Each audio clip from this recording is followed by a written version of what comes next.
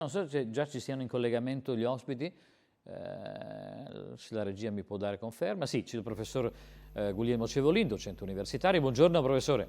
Buongiorno dottor Versace. Ben ritrovato, benvenuto.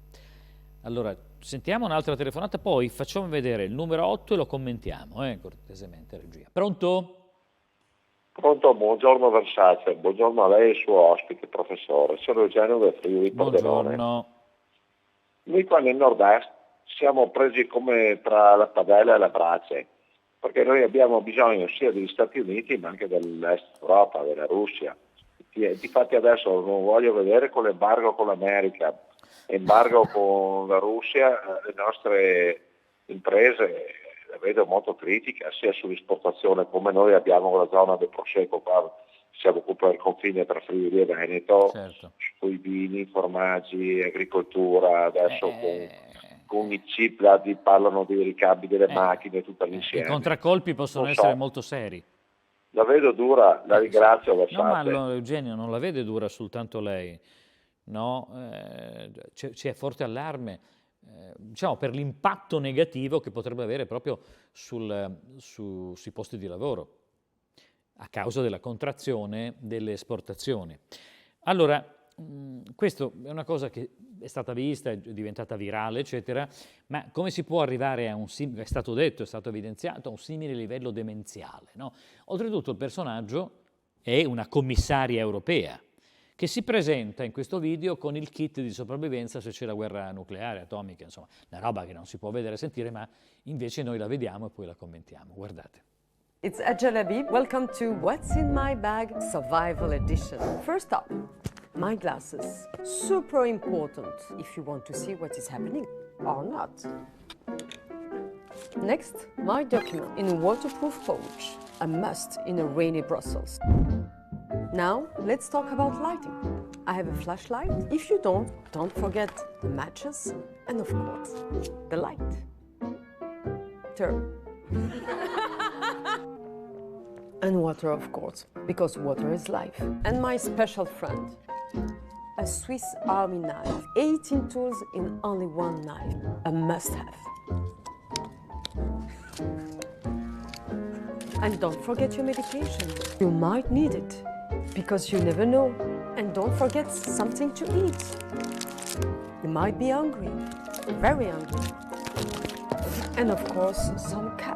In the middle of a crisis, cash is king, and your credit card might just be a piece of plastic, a charger, and a power bank, because a dead phone is a dead end. Playing cards, a bit of distraction, never hurt anyone. And don't forget a radio, the smaller one. This is everything you need to survive the first 72 hours of a crisis.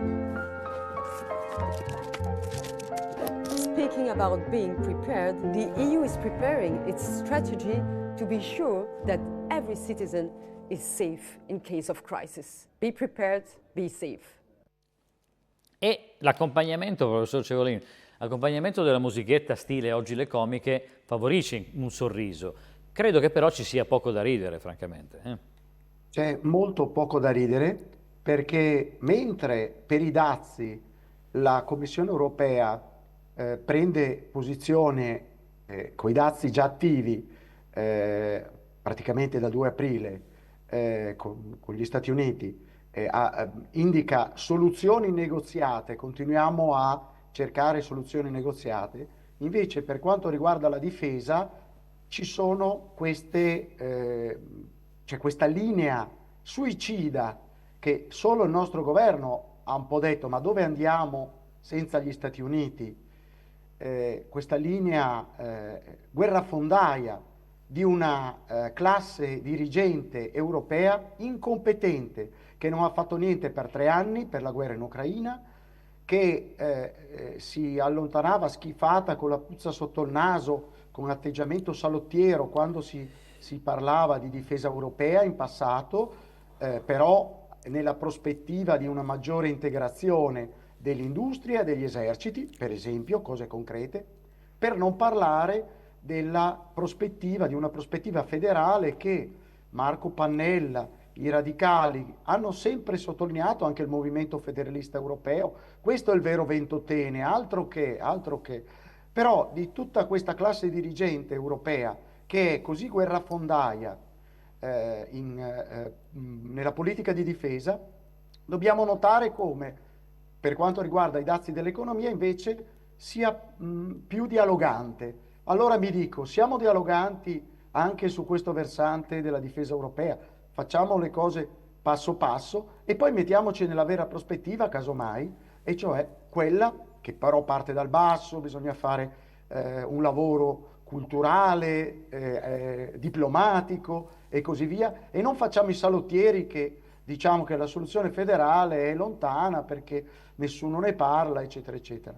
Veramente non ne possiamo più di questa classe dirigente incompetente, del quale l'esempio che ci ha fatto vedere il dottor Versace Sì, sì. è una cosa toccabile con mano. È appunto tangibile. Allora, sentiamo, non so se ci sia in collegamento già anche l'avvocato Marco Della Luna. Sì, C'è, ci avvocato, sono. buongiorno. Buongiorno. Buongiorno. Scusi, prima di passare la telefonata, vuole commentare? Lei ce l'ha questo kit? No, sono in ritardo, spero di fare in tempo Che a poi in procurarlo. realtà, scusi avvocato, se scoppia la bomba atomica, no? Se arriva il missile di Putin, non so se di Putin, probabilmente potrebbe arrivare anche un missile francese, ma non si sa poi questi missili dove vanno a parare. In realtà dovrebbe servire tachipirina e vigile attesa, credo, credo. Non so, mi sbaglio io? Ma- io credo che il kit così presentato sia un mezzo per far entrare la gente nel frame mentale della guerra, accettare l'idea di un conflitto, anche se non ci sarà, anche se non si pianifica di scatenare una guerra.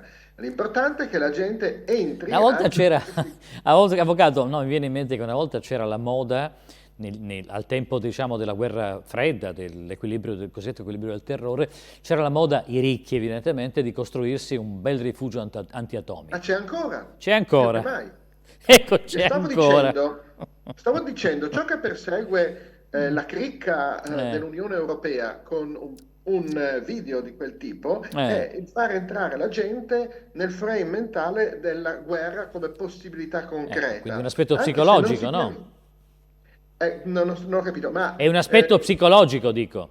sì, sì, è un espediente psicologico. Quando la gente incomincia a comprare e a procurarsi il kit per la sopravvivenza in caso di guerra, anche se il kit non serve a nulla, anche se non ci sarà la guerra, col suo stesso comportamento si proietta, si inserisce, si colloca in questo frame mentale dell'idea della guerra, che è quello che ci vuole, cioè l'accettazione della guerra. La guerra diventa qualcosa di reale, tangibile, quindi ha senso pagare Sì. altre tasse per la guerra, rinunciare ad altri servizi sanitari di altro genere per finanziare. Perché questa è la priorità. Ecco, Faccio quello- vedere la copertina, la cover dell'ultimo libro di Marco Della Luna, perché poi parla proprio di aspetti legati alla psicologia e quindi anche alla mistificazione, alla manipolazione della pubblica opinione, agli esperimenti sociali, come abbiamo già detto, e psicologia politica applicata, con la prefazione di Marcello Foa, che poi sentiremo, spoilerò questa presenza illustre nella mia diretta di questa mattina. Scopi, strumenti, contromisure, ricordo Arianna Editrice, è uscito da poche settimane. Perché l'aspetto, diciamo, della manipolazione psicologica di massa è molto importante, avvocato. È fondamentale per fare accettare misure impopolari e soprattutto una serie di scelte di politica economica europea che stanno demolendo l'economia dell'Unione Europea e che vi potrò spiegare meglio nel mio prossimo intervento. Bene, molto bene, grazie intanto. Pronto? Sì, pronto, buongiorno. Buongiorno. Mi sente? Sì, Sì, sono Antonio da Milano. prego Antonio. Mi voglio riferire allo sciopero degli svedesi per quanto riguarda gli acquisti nei supermercati. Eccolo qua, sì. Allora, io ho venduto frutta e verdura per 40 anni all'ortomercato di Milano, Sì. all'ingrosso. Sì? Quindi lì all'ortomercato praticamente che era l'incontro della domanda e dell'offerta, Certo. e veniva fuori un prezzo che più o meno era uguale per il piccolo negoziante fino al supermercato. Adesso i supermercati hanno praticamente distrutto tutta la filiera agroalimentare, non soltanto quella della frutta e della verdura, ma anche quella dei formaggi, dei prodotti confezionati, eccetera. La fanno da padroni. E i loro fornitori vengono ricattati. Tu mi devi dare questo articolo a questo prezzo, Certo. anche se il mercato non lo consente, però tu me lo devi dare a questo prezzo, se no mi rivolgo al tuo concorrente di qualsiasi tipo di merceologia si tratti. I ricatti dei supermercati con sconti, offerte, aprono un nuovo negozio e chiedono ai loro fornitori un contributo gratis in base alla fatturazione, in base al fatturato dell'anno precedente. Quindi loro mano a mano stanno distruggendo anche i loro fornitori. Questa è una cosa che interessa il popolo, come interessa il popolo. Ma guardi, anche Antonio, la faccenda delle tariffe elettriche, del gas, eccetera. Lì il governo deve intervenire, certo, perché c'è una giungla di fornitori una giungla. che dipendono anche da Enel e dall'Eni, eccetera. Grazie, Tutte queste Antonio. piccole società satellite, è un casino unico. Grazie Antonio. Noi lo dicevamo, professor Cevolini, da tempi non sospetti, no? Questa situazione della presenza nel nostro paese di grandi catene di ipermercati, di supermercati, della cosiddetta grande distribuzione, ha profondamente alterato il tessuto connettivo, diciamo, del terziario, dei negozi, desertificando, cioè facendo chiudere tutti i negozi, i piccoli negozi, il pizzicagnolo, il negozio di vicinato, eccetera. Spariti tutti, evidentemente, schiacciati da questa concorrenza soverchiante, sovrastante. Ma quello che dice Antonio, sulla base, in scienza e coscienza, sulla base della propria esperienza, è molto serio, cioè si tratta di veri e propri ricatti. Vedete qui, non so se questa reazione può attecchire, può trovare proselitismo, può in qualche modo contagiare anche altre realtà come per esempio la nostra, però prezzi troppo alti, vedete qui, sono sul Sole 24 Ore, in Svezia i cittadini non fanno la spesa per protesta. È una particolare forma di boicottaggio nata sui social network. Per una settimana molti utenti hanno disertato i grandi supermercati. Può essere efficace, professore? Ma diciamo che questa forma di protesta va in direzione contraria di quello che ha accennato il collega Marco Della Luna, e quindi è un tentativo di reazione di pare, almeno così a distanza, di un'opinione pubblica abbastanza matura, cosa che non c'è nel nostro paese. E diciamo bisogna tornare agli anni 70 un po', secondo me, la partecipazione negli anni 70, dove c'erano le comunità di acquisto, per esempio.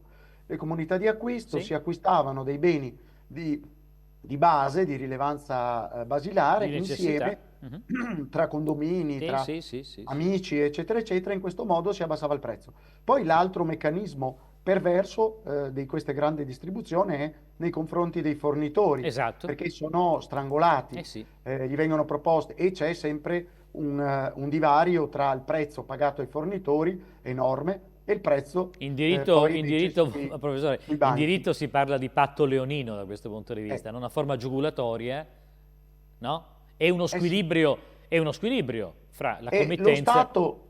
lo Stato dovrebbe fare qualcosa. Il diritto pubblico dell'economia, la nostra Costituzione economica, Ecco. dovrebbe intervenire in queste cose, e non è comunismo. Questo è No. applicare la Costituzione italiana. Sono d'accordo con lei.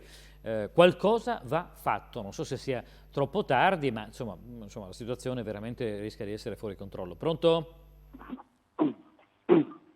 Pronto? Buongiorno. Buongiorno, dottor Versace. Sono Lucio di Bassano. Buongiorno. Dica, Lucio. Buongiorno. Volevo fare sempre i miei complimenti agli ospiti, Grazie. soprattutto al dottor Marco